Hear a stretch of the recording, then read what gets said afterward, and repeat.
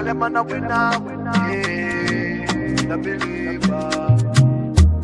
Give thanks, so when me I bleed. Set speed, I carry on now. Big man in town, them shoulda know say me I keep it crown, yeah. Plant seeds, work feed. Well, enough of them want ready born. When the food gone so long, them run. And them can't be found, still man fight the fight, me not giving. Day and night, me keep on building. Way of life, me breathe out, breathing. Oh, oh, oh, oh. Tell them I'm a winner, yeah. Not pop down, not Joe, not turn in a sinner. Oh, man, still a believer. Even if me get knocked down, me keep the bounce. Now see me front, you got me from a little and a grow.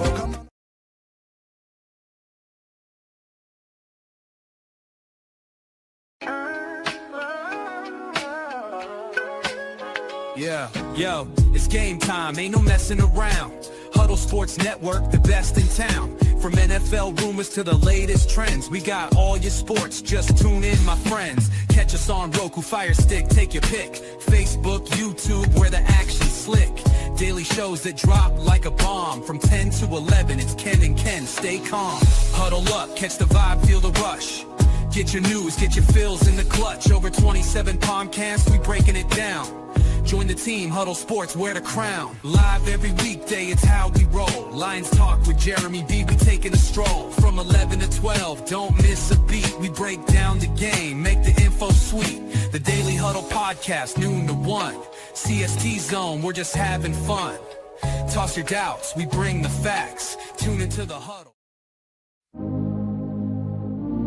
Yeah, tell them I'm a winner, yeah, the believer.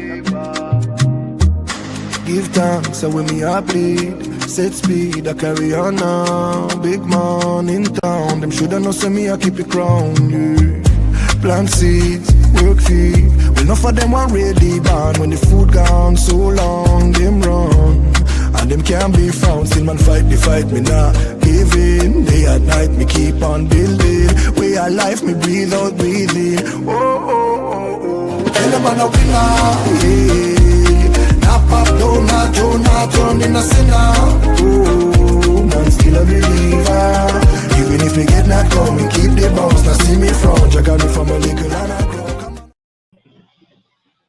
What's up, everybody? I had to rock that twice. B Strilla on the beat. B Strilla, the producer extraordinaire. Welcome to Friday Night with the Fellaz, Prim and Proper Sports. I'm your hostess with the mostest, joined by J Train, the cool J Trizzle, and B Strilla. And welcome to our show. We are lit. We are live. Thank you guys for all the likes, love, share. Strilla, you are definitely extraordinary. I mean, sometimes I play that song even when we're not live because I just love it. So thank you so much for those cool credentials. And shout out to Elite Sports Entertainment Network. We'll play them about the halfway mark. Shout out to the Huddle Sports Network. Thank you guys for having us on the platform. Of course, National Streaming Sports now on YouTube, guys. Just YouTube, National Streaming Sports. Find them on YouTube and social media platforms. I got to start with the obvious here. J Train, what's up with the shades? Or do we already know? Yeah. Shades for plenty of shading, folks. I need to be shading everybody. But everybody who doubted the Indiana Pacers making it to Game 7. Oh, the shade is real. Look, nobody had them going. My man over here, he turned his head to the side. I know B-Strills had him going a gentleman's suite. Everybody else thought it would be like a ratings. It's all set up for ratings. It's only going to Game 7 because it needs ratings. It ain't getting no ratings. That's why it's a conspiracy. Nah. Oh, I don't want to hear that. I think both teams. Well, I said both teams. You're gonna hear it. both teams were evenly matched. I think the biggest star of the show is SGA, but SGA didn't show up the last two games. J-Dub definitely gave him 40 points, but he was minus 40 this last game, and the man with the bum cap showed up. The man with the bum cap showed up. Halliburton. Halliburton Yes. actually came in and didn't give a whole bunch of points, but he sparked off the top and gave them a couple of 3-pointers and some Risk. excellent assists. I mean, the no look assist to Siakam with the throwdown dunk, man. Boy, they just everybody was in the house for the show too. We had Meta World Peace. We had Reggie Miller. I Hey, mean, everybody was there. Meta was there. Yes, we had all the old dudes from Indiana. Rich Smith, uh, a few other dudes was there. Man, everybody was there just to support their team, and they didn't want to go out with a loss at home. And I still think that OKC is probably going to win out once they go back home.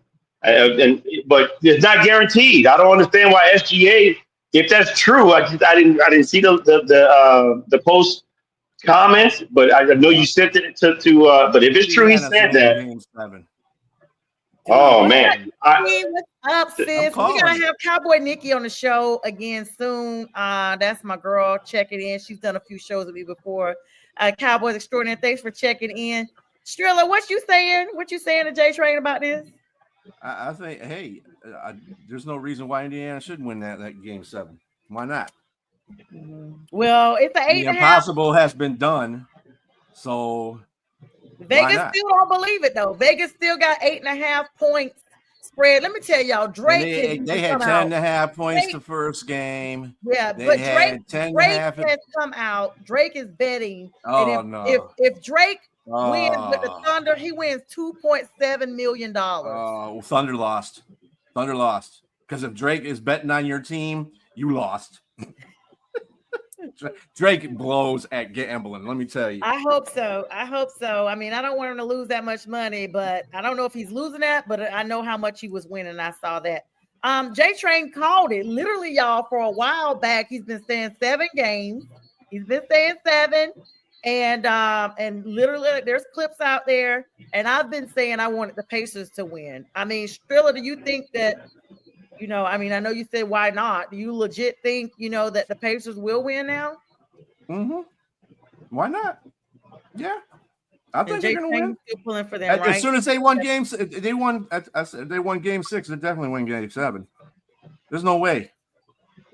It's possible. Hollywood wants to make it look good. So let them win that game. Let them win that game. Oh, I mean, their run through the playoffs solidifies it's come to this point. It's definitely come to this moment when you see they're at game 7. You can see they're a 4 seed.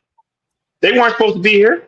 They're not supposed to be here, but they're here at the last game of the season, the last possible game that could possibly happen. They're here. So I mean, again, I still think that OKC at home is dominant, and but there's a puncher's chance for Indiana, and I want to see Indiana win, but I also want to see OKC win. I'll be honest with you, because neither team has had a championship ever, so I wouldn't be mad at either one. But I just thought that both teams were evenly matched, and a lot of people didn't think so. A lot of people thought that OKC was just a better team, and in some ways they are, but some ways they aren't. And again, they're tied 3-3 right now. So whether they're supposed to be better than Indiana Pacers, they just didn't show it, because right now they're. You know what? Let me tell you something about the better team. And this is true for every sport. Doesn't make a difference if you have a better team. Doesn't make a difference if you have superstars on the team. If your team doesn't have that hunger, you ain't winning that. Take, in fact, the Pistons versus the Lakers back in 2004. Lakers had a superstar-studded lineup. What did the Pistons have? Not really nobody you knew, and they whooped their behind. So it's in every sport. You're right. So they swept them. The Giants beat the Patriots in the Super Bowl after they were undefeated. So I mean, it can happen anytime. It's just whoever's hungrier for it. And I really think right now Indiana is the one. They've beaten the odds out of every team they played in the Eastern Conference. They've come into the Western Conference, and like you said, they're hungry. So they're going to keep playing. I don't. That's why I don't think they're going to win the game 7. I don't think OKC is just OKC. I think has got in their mind we should have won this 2-3 games ago, and that's just messing them up. And then they got thumped the last game. So with a hurt Halliburton. So that didn't it played only one half, right? He played only one half. Yeah, and they still blew him out. So I just don't see OKC winning it in the game 7. I think they lost their pizzazz. Better like next year. You don't think that I'm sorry, go ahead. We got to take a small pause because there's 2 streams that are not connected right now. So give me one pause. Let me remove some streams and reconnect because we're not on national. And we do want to run national for tonight, and we're not on the Huddle Network, even though we gave them a shout out. So hang on, I gotta remove some stuff real quick. Hang on one second. I just realized it when I was like, wait, where's the audience from these people? These people here, and I'm gonna take it off. I'm just gonna take it off. Pinterest, share it. All right, give me 1 second. We'll be set up in 1 second. They probably like, where are y'all? All right, hold on. Save. What a Rob. All right, we ready to go. Hold on 1 second, guys. I'm gonna greet everybody in 5, 4, 3, 2, 1. And also good evening to our Huddle Sports Network and Elite Sports and Entertainment Network. Sorry, guys, a little technical difficulties there, but we've been live for 10 minutes and we're talking NBA playoffs. Okay, commence, gentlemen. Attack. What's up, Yenzer? Yeah, I mean, yeah, for those of you that missed it, I got my shades on for a reason, if you're wondering. I'm just trying to throw a little shade because I picked the Indiana Pacers to go to game 7.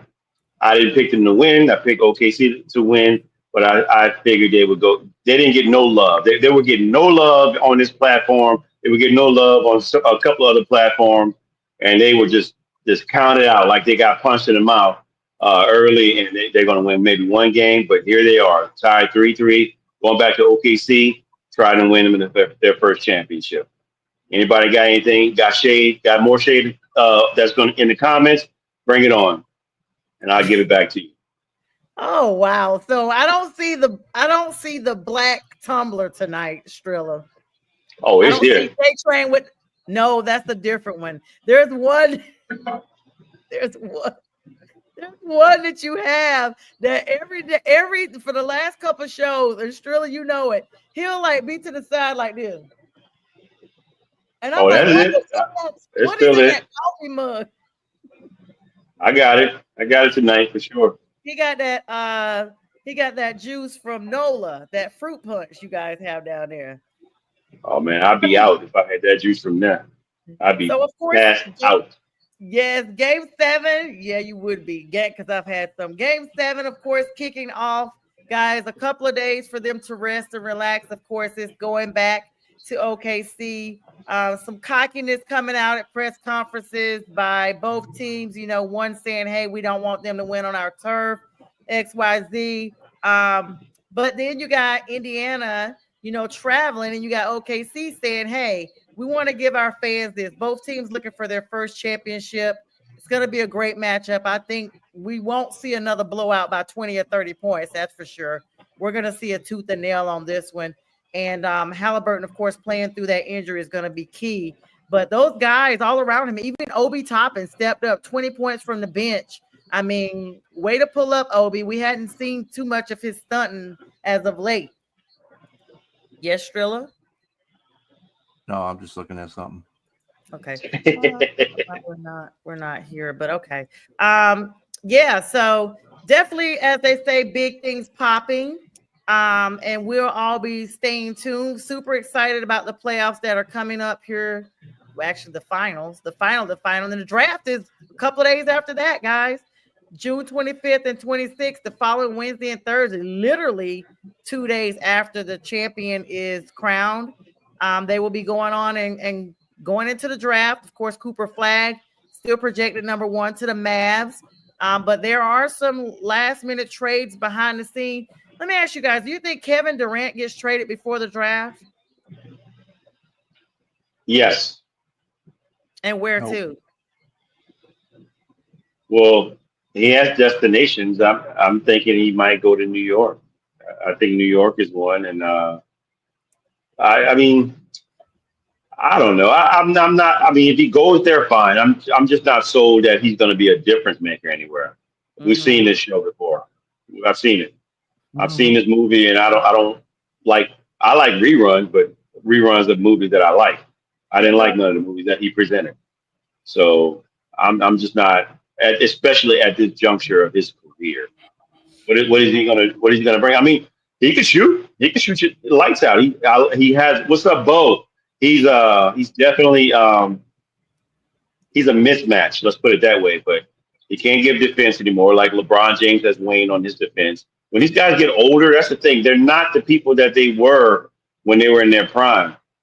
So I mean, is this big news? Yes, it's big news. They try to make it big news, but I'm not. I'm not sold on. I'm not going to be. I'm not excited. The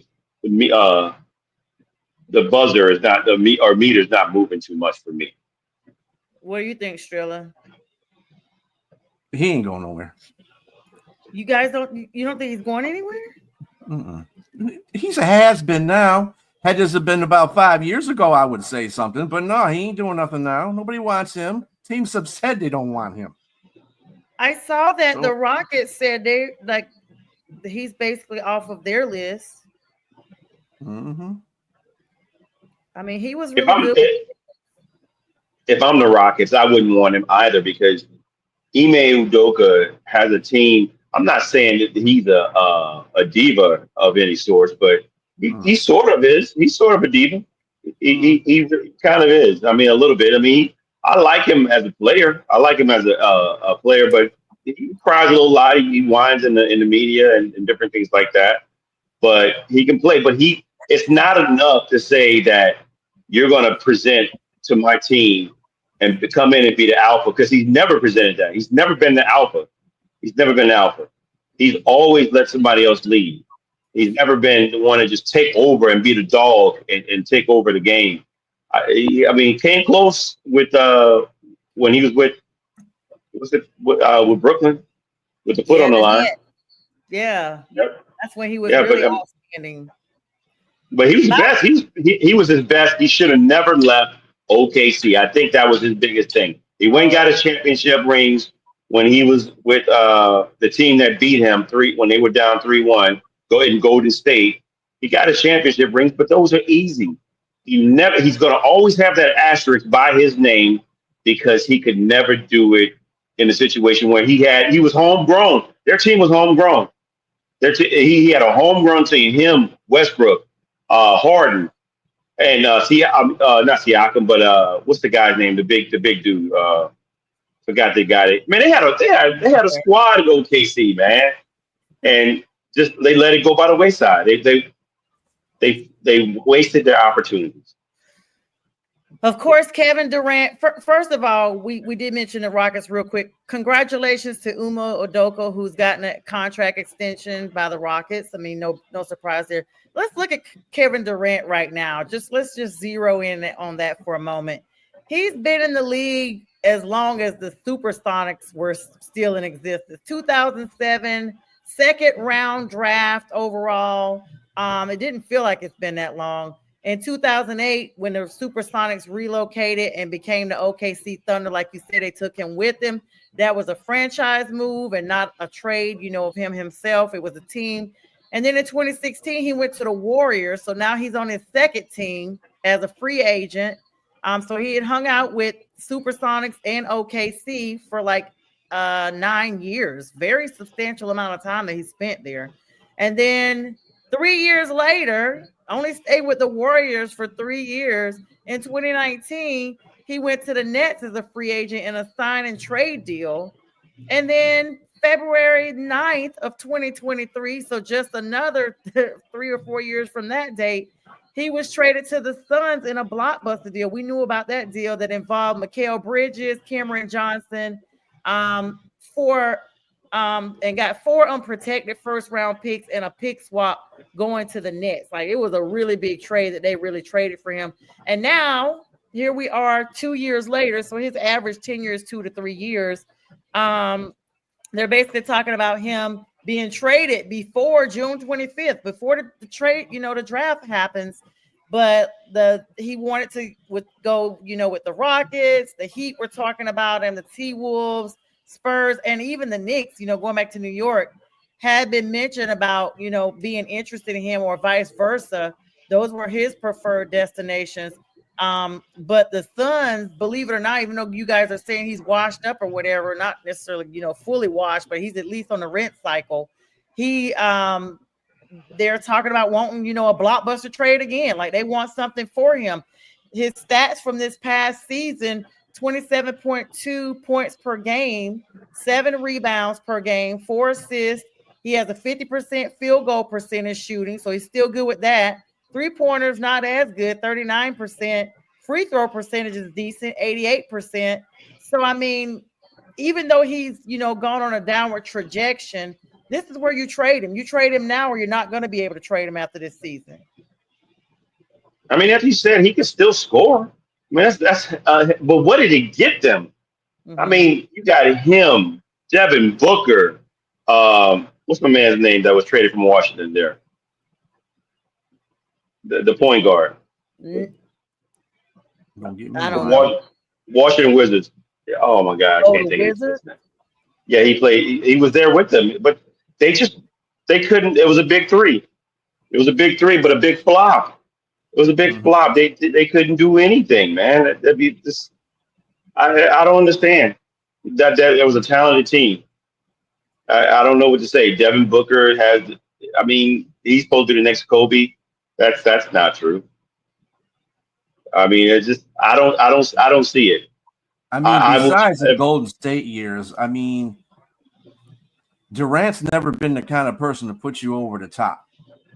I mean, he was with Golden State, but Golden State could have won those championships without him too.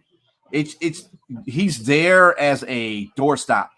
That's what I call him, a doorstop. He's there because he can score points on a consistent basis and get you a rebound, but he doesn't do anything to really change the course of the game in any game. He's kind of like a quarterback. He's like kind of like a serviceman. He's like a Brock Purdy. Oh, wow. Not in the same sense of he doesn't lose you games, but he doesn't necessarily win. He's a manager, game manager. Yeah, he's out there for the. I don't know. I mean, he's a legit scorer, man. I mean, like prolific scorer. But the problem is that there was always something to miss. There was something there because again, him and Westbrook, the fact that they couldn't beat Golden State. I mean, when they were down 3-1 in the WCF in 2016, wow, I just didn't get it. And then to leave and go to that team was just like, how do you make that kind of move? There's no way. If you got any heart in your body, you got any gut, you want to beat them. I don't want to join you. I mean, when gangs fight, you lose to a certain game. I don't just come join you after we lose. That's just how it seemed to me. It's like, oh, come on. But again, he's a first ballot Hall of Famer. Whenever he retires, he's going straight to the James Naismith Hall of Fame for sure. And I respect him. I respect his game. But I just don't see at this juncture of his career that he'll present any, like B. Striller said, he's not going to do much anywhere else. He's going to give you a whole bunch of points. But will it equate to wins, quality wins, and particularly in the playoffs? Yeah, I mean, as I always say, at least the verdict is still out on that one. Strilla, go ahead and plug us in with this MLB news. Good luck to whatever team wins. We don't none of us have a dog in the fight, but we hope the Pacers win. We're all East Coast folks, and except you, J Train. I mean, you could go either way, honestly, since you being from the NO. But I mean, You're clearly going for the Pacers, who've been setting pace. So good luck. Game 7, of course, kicking off Sunday evening. I think it's 7 or 8 o'clock. I can't remember. But nonetheless, it's the championship game, followed by the draft. Guys, I actually put it out there. If you guys were interested, I'll put you guys on the spot here on live. Wednesday, of course, being the draft. If you guys are interested doing like a small draft party, we can do that like we did for NFL. It should be fairly quick considering it's the NBA, and not necessarily how the NFL was. But I will be definitely open to doing that. In lieu of having a Wednesday night show, we'll just be on here talking about the drafts. And of course, my guy Cooper Flag, go do. This is why you want to do the draft. That's good. No, that's good. That's good. That's motivation. I understand. I'm gonna be Kevin Durant in this draft. I'll be the doorstop. Yes, and we need to see if Kevin Durant has been picked up. NBA drafts don't thrill me like NFL drafts do. They don't. I'm just putting a little hypeness in there. And I don't think the Pistons even have a. They don't even have a high draft pick in here, so I don't care. Yeah, we know why Sonya wants to do the draft party. Yeah, we know why she wants. Mm-hmm. We know why. All right, let's. Will he go to Dallas though? What? That is the question. Will he go to Dallas? Yeah, that is the question. Dallas has the number one spot. Mm-hmm. I'm gonna tell you, like, let's look at that for a second, B. Strilla and J Train. If Dallas has the number one spot, which I don't think they've ever had, or they rarely have, one of the two. But it's highly unlikely, I'll put it like that Dallas gets the number one pick. If they do not go ahead and secure Cooper Flag, they are going to regret it, because they never have that situation. And while he is definitely marketable, that they could be able to get some real good players for him, even coming in as a rookie. If he goes to another team and balls out, they're going to regret it. With the same token, we hope he's not another Zion Williamson that comes in and he's a complete bust, and then they wish they would have traded him. What are you guys' thoughts on that? You want to go first, B? Yeah, you can go ahead. Why not? Look, they already fumbled the bag by letting Luka getting out of the door. What do you say? Cooper Flag is what? A jag. Yeah, he's a jag-off. Jag-off. Oh my goodness! He called us jag-offs at the beginning of the said show. Not me, because I'm a girl, I guess. So I'm right. Exactly. Right. Look. Sometimes he does say what's up, jag-offs, and it be me on there. She's a jag-off too sometimes. So Cooper Flag, if they let him slide out of their fingers, it'd be the second debacle of the year. You already traded away Luka Doncic for pennies, for peanuts, and now you let this guy go. No, that's not happening. That's absolutely not happening. The fan base is already clamoring for something else, and I don't know how the stars lined up, but now they got the number one pick, and so yeah, we can all there's a possibility of what's going on behind the scenes, but neither here nor there. They have the number one draft pick, and they're going to take Cooper Flag. And Cooper Flag is marketable, and he's talented. I think if you surround him with talent, or just at least half, because you look at the players that was around him at Duke, they were okay. They weren't great. They're okay. But this dude could do everything. And he's only, 18, 19? He's 18. He's going to be 19 in December. He got the whole year to be 18. So, and I'll be honest with you, a lot of people probably will shun this and say this. I'm not going to say he's the same player, but he reminds me of LeBron James. I knew it, because LeBron came in as the McDonald's Player of the Year from high school. He reminds me of LeBron James. He could pass. He could play defense. He could score. He's big, and he's a mismatch in certain ways. And so he gets there, and he handles the ball like he does. Man, the sky's the limit. And I just think, and he works hard. If he works hard, continues to work hard, he's not as fast as LeBron. And LeBron still had a lot to learn when he first came in the league. I mean, I remember him scoring his first 25 points in his first game. I was like, wow, this dude is for real. I want to see the same thing with Cooper Flag and see what he does in his first game. If I see him and he's able to handle himself, to be honest with you, I think he can, because defenses don't play like they used to. I just think that he'll have an opportunity to be successful and soar. As long as he the sky's the limit for him. As long as he puts the work in, and as long as they put players around him, he especially. I mean, and let's just put it out there. My man's he's Caucasian. He's going to be extremely marketable. He's cool. He can play. Nobody wants to hear that, but I mean, we look at Caitlin Clark. It is what it is, and I'm all for it. I'm all for it because I want to see anybody succeed. I want to see anybody. I don't want to hold anybody away from their success, but he needs to take advantage of all the things that's coming his way, and I think he will. Yeah, and of course, he's the youngest player ever drafted. Like by him only turning 19 all the way in December, that's a whole 6 months away. Like the year is going to be over with. It's literally like the middle of December. So he's going to be 18 the whole first part of his career. Like it's pretty cool. What do you think, Strilla? I mean, we'll see. It's NBA. We'll see how he does. I mean, I'm not really into the whole color thing. I just think he has marketable skills, just like Caitlin Clark does. You're good players. Just because they happen to be white don't mean anything to me. If you're good, you're good. If those two players were black, they would still have popularity in their leagues because they're good players. I agree with you from your perspective, but I'm just telling you, all the fan base that's out there, if somebody's good, I mean, I'm just telling you, like, hey, just from your own back neck of the woods, Eminem, the Caucasian rapper, we all love him because he's great.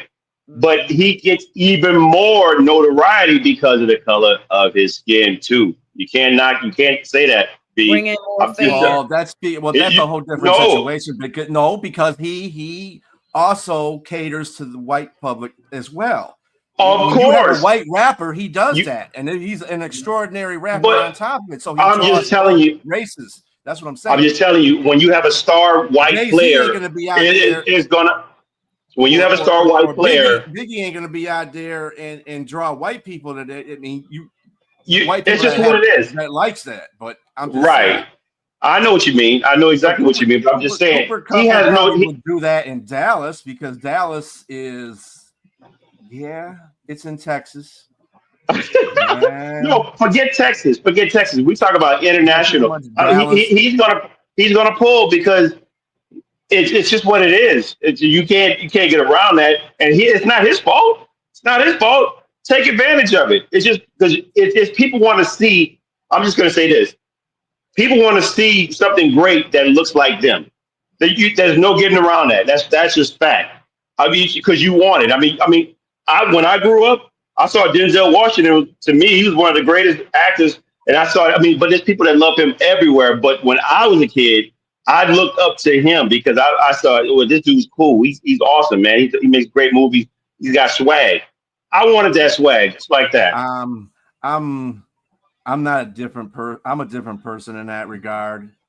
Sure. The whole path. Sure. I'm just not color struck like that. I look at people for what they do. I love Denzel Washington too. I think he's one of the greatest actors. I know you do. And I don't care about the color of his skin, just like I don't care about Eminem's color of his skin. I don't care about different people that I like. I don't care about that. I see what they're. But sometimes it's literally just you may be the exception to that rule, B. Strilla. Correct, B. Correct. Because I'm telling you, and I'm mixed, so I'm not even 100% of anything, and I still like to see people that look like me. I look at Michelle Obama. She's an attorney. She was second. She was the first lady of the White House. Like that did something for, not making it political, but it did something for minority women everywhere. Simone Biles, she is a high regarded athlete. Look at Venus and Serena. Those girls have literally shaped the sports world for Black and brown ladies everywhere. And even though you may not say that I see color or I don't see color, you have to see that this is somebody that looks like me in a world that is normally not me. So, and I can identify even now with me being a future attorney and knowing that there is, and this is the big thing, This is a big thing that literally is the same if in the sports world when you think about it. Worldwide, even though you may live in a metropolis and you see people that look like you all around, when you look at the nation as a whole, there's only 2% Black women that are attorneys. 2% out of the billions of people that live in this country.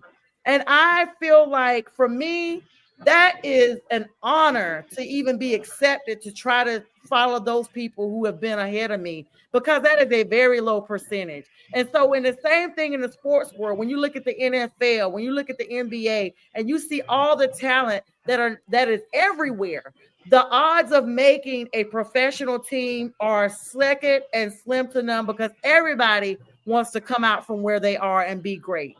And it doesn't matter if you see skin or you don't, it's just what's there. And it's, I mean, look, let me say this, like, and I don't have a problem. It might be a reverse minority, a reverse minority. Like when you look at some of the, when we talk about sports, like football, the percentages of African Americans in the sports is probably like 72%. Yep. So when you see, and the people, it's even smaller for Caucasians when they play like positions like cornerback, like Cooper DeJean. You don't see many Caucasian, but when you see one and he's doing his thing, for me, I'm rooting for him because I want to see him succeed. But I guarantee somebody that looks like him, if they may not say it out loud, but somebody that wants to play that position is going to root for him because they want to see themselves. They see themselves in that same person living vicariously. It's nothing wrong with that. There's nothing wrong with that at all. It's just what you see in the mirror. I get where you coming from, B. I get where you coming from, real. Not being color truck at all. But sometimes you can't help it when the majority out there puts it in your face, and the majority out there sees somebody that looks like them that they idolize. I don't think there's a problem with idolizing either one, like, you know, or whatever. But to see a person that looks like you, there's nothing wrong with that. You're excited. B has a stronger mentality and love for people, and for him to do that, he is like one in, you know, like he is the example that everybody I wish was like, because I don't see race when I choose my friends. I don't see it that way. But if you bringing a tear to the this and this, right, then it's like you're like great, because that's what you want. And let's be clear, at the end of the day, J Train, Strilla, myself, everybody that's watching, everybody in this world, there's no pure race anymore. No one's 100% of anything. So you may as well just embrace it and love it and applaud it and keep it moving. Oh, so that means they're gonna have 12 wins too, huh? Okay. Thank you, Steve-O. At first I thought that was a shot. You saw me pause, like, okay, I ain't even talking about the Panthers. But let's move along to some NFL. Well, I just want to say one thing to that point. To that point, this is why people underestimate America. America is the only country that we talk about this kind of stuff in. I guarantee you they're not talking about that in China. Why? Because everybody is the same over there. Okay, there's no minority over there. There's nobody. Minority over there might be a Vietnamese or a Filipino or somebody like that. That might be the minority that you talk about. But over there, you're still Asian, and you don't have there's only a 2%. There's a 2%, you know, populace that is a lawyer. Only in America you can say that. That's why America, besides all the crap that goes on in this country, that America is is one of the best countries for that kind of stuff, because we're all mixed together, and that's the part. What I realize that, and a lot of people bring all this other baggage into it, like, oh, this is this, and I'm oppressed, or I'm this, and I'm that. I said, you're in America. There's a lot of things you can't do in other countries that you can do here. That's just the nuts and bolts of it. I don't care. That's just what we are. And yes, we have, you know, our political views are screwy because our politicians are nuts. And I'm not just talking about this regimen. I'm talking about past regimens too. But I'm just saying, we have a right as this country to be like that. We're all here together, regardless of what history has done to us to bring us to this point. We are here together, and we're one of the only countries that have that distinct personality. Absolutely. And here. I definitely agree, B. Let me plug in this little 15-second clip here. Definitely loving the dialogue. This is what we're here for. Sometimes you have to mix sports with everything because it's just the way the world is. Really, 10, Steve-O? Okay. Okay, thank you, Steve-O. I appreciate that. All right, we'll be back in like 15 seconds, guys.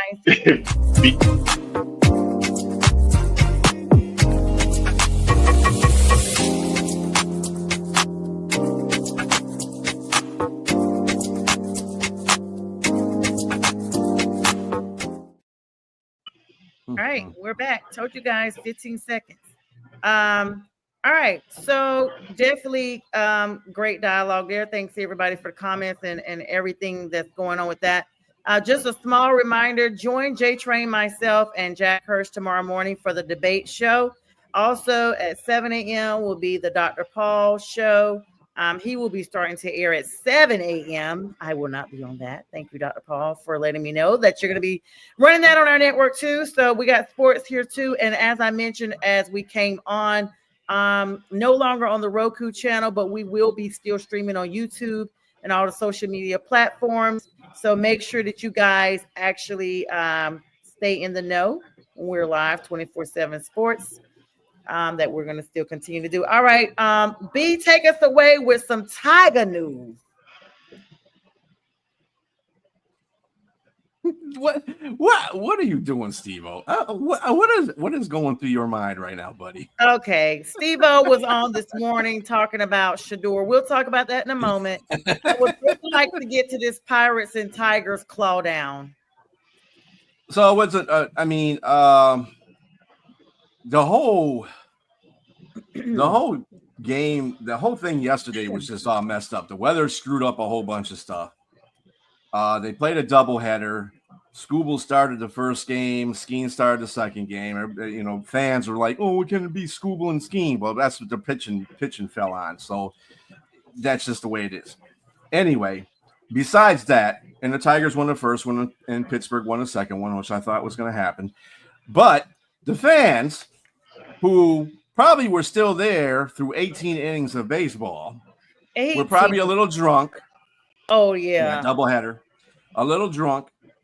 And they went after, one of the fans, I don't know if it was a Pittsburgh fan, Tigers fan. They said they had a Pittsburgh hat on and a Tigers hat on and a Pittsburgh shirt. Was over the bullpen talking stuff to one of the pitchers, Santana. And Santana got a little bit irate and jumped up to swipe to hit him upside his head. Didn't make it. But the point of the matter is he swung on a fan. So the major leagues decided they were going to suspend him for 4 games, which he will appeal.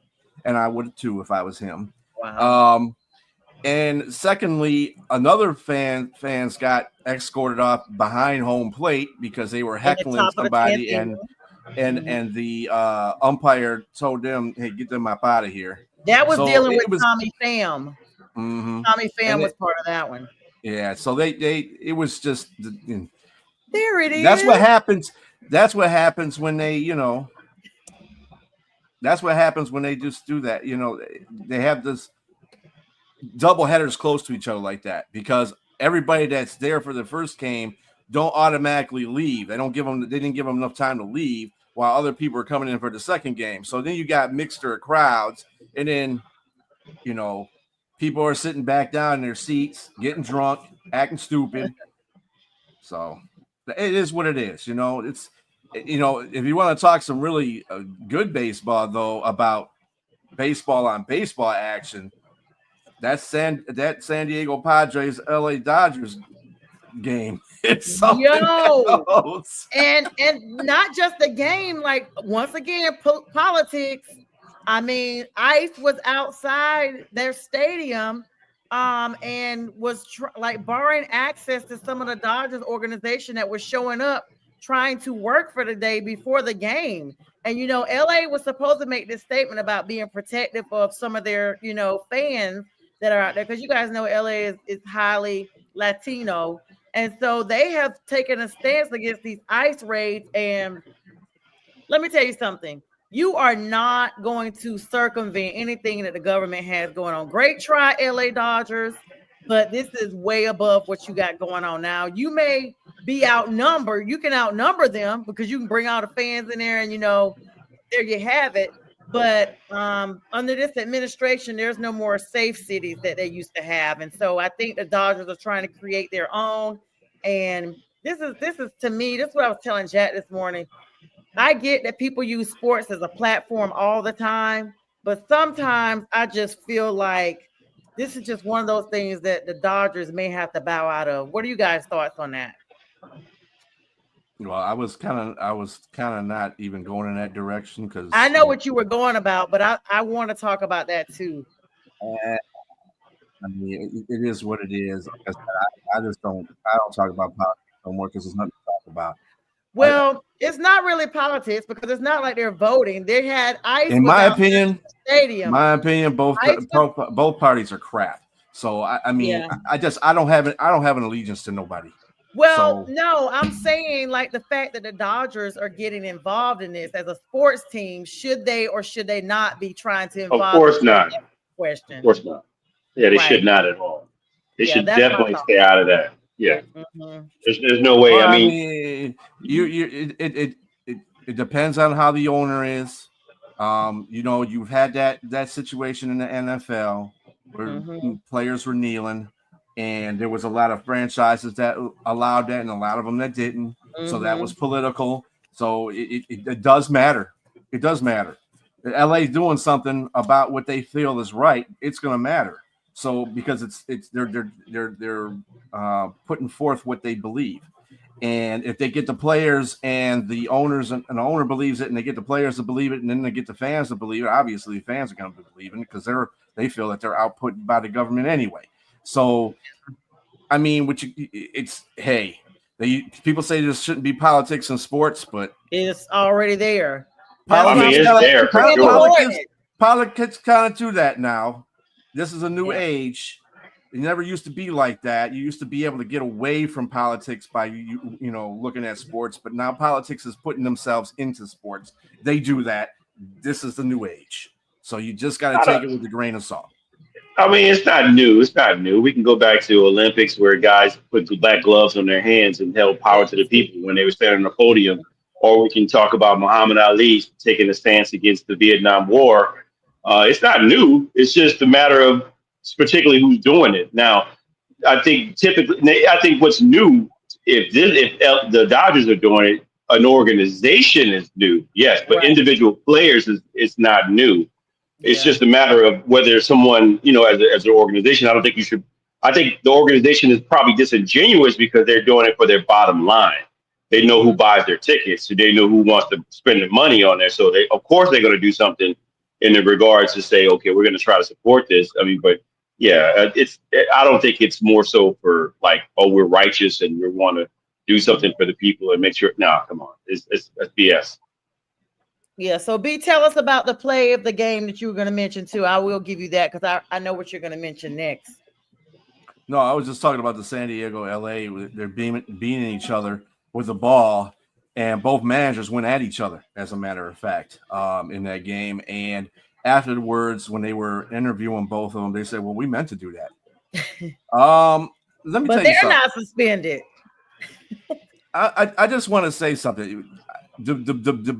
When they were throwing the ball, when I seen both of the beans that happened, I mean, they were lighthearted beans, okay? Mm-hmm. And it wasn't they weren't throwing at all their might at them, like 110 yard, pitch. And so we were talking about this while I was listening to early in the morning, the Tip report, Michael Tipton. And I was happened to be listening to him, and he was talking about the same thing. I said, people out there want to take walks and stuff like that, which is a coward's way of doing stuff to get on base.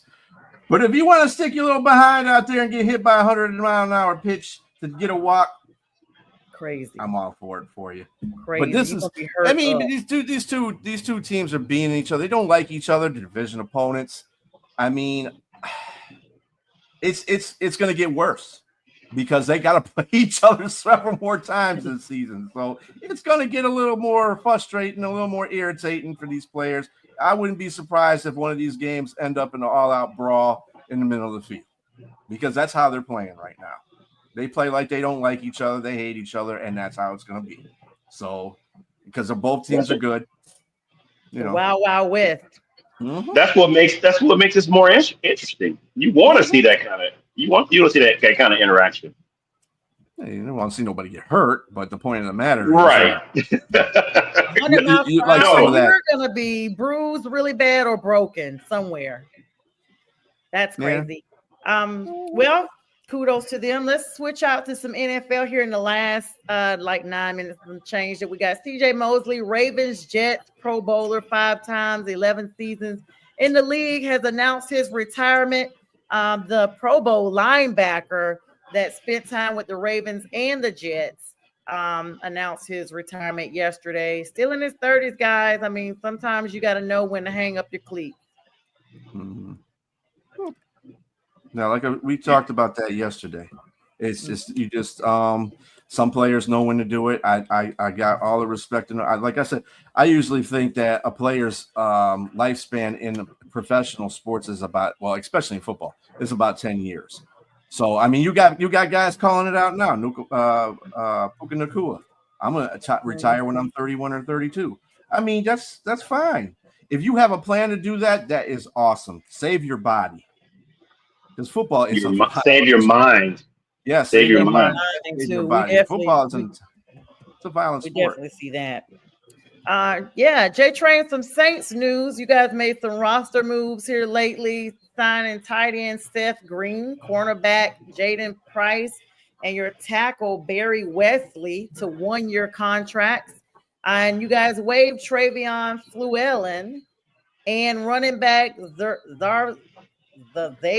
Valade. The Xavier. You got me so excited talking about these. Oh, go ahead, Cam Akers. Yes, you got me so excited talking about all these players. I only have 2 words for all these players. Bye-bye. Camp bodies. Camp bodies. They are all camp bodies. They are filling the roster, 90-man roster, and Cam Akers is probably the only one that's going to make the roster out of all these names you just called. And he's probably going to exercise the 5th year on Chris Olave, so you're going to keep him through next year. So that's without a doubt. Chris Olave is a true talent. You just got to stay on the field and not catch any hospital balls from Derek Carr anymore. Oh, you know what? Derek Carr's no longer there.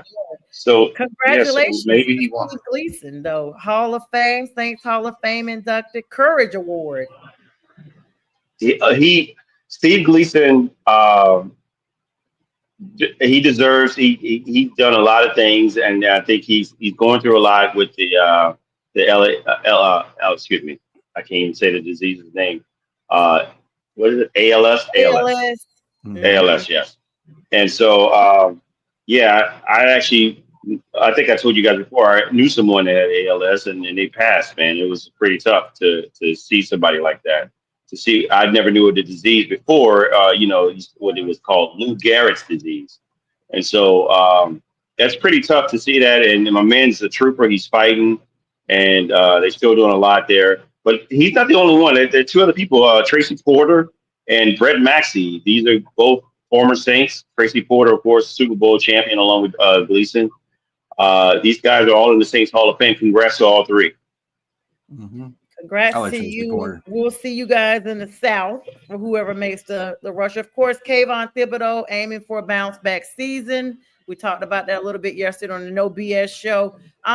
We did not talk about extensively the Shedeur Sanders. We'll wrap up with that because that'll be a couple of minutes of conversation. 2 reckless driving speeding tickets in excess of 90 and 100 miles per hour back to back. He missed his court date for the first offense. I know in Georgia, that's an arrest if you're going that much speed. You are not getting a citation. Is this one of the situations? They've got the clip out there, of course, of him getting a second citation, driving his pickup truck with Colorado tags, and the officers asking him, who are you? He's like, I'm Shedeur. And he's like, you got Colorado tags? He's like, yeah, I was drafted. That's where the last part I heard. But I mean, I don't understand, 2 tickets within a month, excessive driving. This is crazy. This is crazy. Henry Ruggs just came out last week and did a little speech. They let him out for a couple hours to talk to people about the effects of speeding and, of course, his regret with what he did off the Vegas Strip. What are you guys' thoughts about this? These players ain't going to learn. They're going to sit there and do. I mean, what player for Minnesota, the other receiver, he was another one that got caught up in that. Dude, didn't you see a guy go to jail for killing somebody because he was going after? What are you not? What is not transpiring between that and doing it? I'm not understanding that. Are you that young and dumb?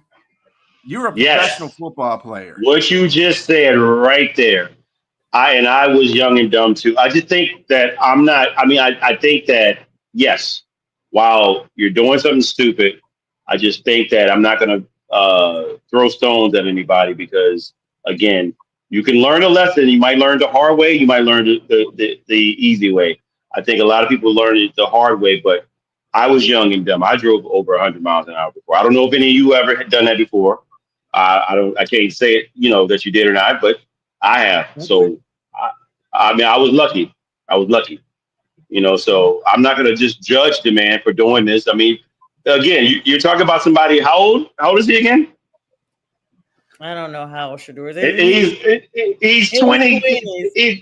We've all done something stupid in our 20s and probably gotten away with some things that we shouldn't have. So my thing is, it's too much being made of it. I think there's no news right now. So we're talking about something, and my man's already got news for being drafted at the fifth. I mean, at 144. So again, he needs to learn his lesson. But I mean, it's driving. Yeah, that's funny answer. I'm gonna say this. I was a speeder in my 20s. I've never gone over 100 in my 20s. I think I've gone 100 on the nose, like within the last year. I will say that, and I was not caught. That's the difference. When I got a ticket in my 20s, that slowed me down because I didn't want to raise up my insurance. I knew that at the time I was on insurance with my grandmother and my dad, and I knew what that meant. And I started seeing some of my friends getting in accidents that literally like they were unalived because of it. So I knew at that age, I can't handle that speed. It was the grace of God that I was handling what I was handling. I passed the state trooper one night because I saw he was in an unmarked car. I saw it said SHP. And as I was passing him, I was like, I wonder if that's state highway patrol. No, it's not. I was on my way home because my aunt had passed away from college. And I was going home from college, just a 15-minute ride. And I passed him going 75 in a 50. Okay. He pulled me over and basically lectured me and was like, hey, I was like, I'm so sorry. I'm going home to try to get my funeral. He was like, what would you do if your parents were planning your funeral? I mean, he ended up lecturing me to the point that I thought about it. And you do think about that. I think Shedeur Sanders is used to riding off his name. I'm sorry, J Train. I think he's used to riding off his name. The fact that he's gotten 2 tickets within a 30-day period, and he didn't even go to court on the first one. He was supposed to have been arrested. That's going to be the wake-up call. These are not citations because Rashee Rice for the Chiefs right now, he got 8 felonies from a speeding incident that they don't have. I mean, we only got a minute left, but that's just my thoughts on it. My thing is with that is that I remember being 22, 23 with no money. You got 23-year-olds with money. Right. So, of course, it's easier. So, but I think it's going to take his father or somebody to just pull him. I mean, even then, I didn't listen to my father about everything. It's just, my thing is sometimes you got to learn the hard way. And I'll say that and we can go on. Yep. Any closing thoughts, B? We got a few seconds left here. No, we ain't got time for that. Definitely like that. And see, B got kids that's that age, so he knows, like, he'll put strap to them real quick and be done with them. Great show as always, guys. B Strilla, thanks for all the work you've done behind the scenes to make this a great production. J Train, thanks for always bringing your thoughts and actions and whatever's in that canteen that you got over there. And guys, we'll see you guys on Sunday morning for the Sunday Morning Sports Show. And Jay Train and I will see you guys in the morning for the debate show. Everybody have a good night and a great weekend. Happy summer. Winner lose a man a winner, and that's for certain. Never take no program, cause me and me own dance. So me go and shut and shut and shut. Tell them I'm a winner, yeah. Not pop, don't not, don't not, turn in a sinner.